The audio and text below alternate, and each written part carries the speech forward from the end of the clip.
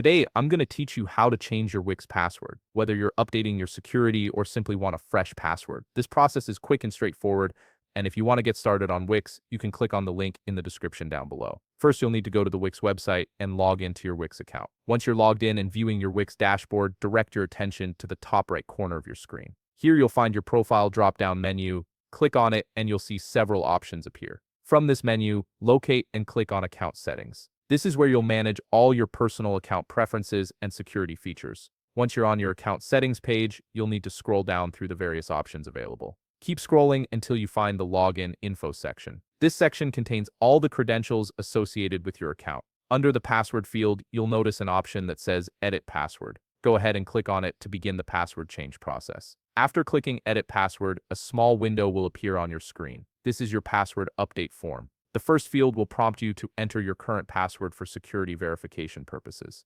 This ensures that only you can make changes to your account. Once you've entered your current password, move to the next field where you'll type in your new password. Make sure to choose a strong password that combines letters, numbers, and symbols for better security. Below that, you'll see another field that asks you to confirm your new password by typing it again. This double entry system prevents typos and ensures you remember your new password correctly. Once all three fields are filled in correctly, look for the Save button and click on it. Your password will now be updated and you'll be able to use your new credentials the next time you log into your Wix account. And that's it. You've successfully changed your Wix password and secured your account with fresh credentials. If you found this video helpful, please leave a like, subscribe, and see you in the next video.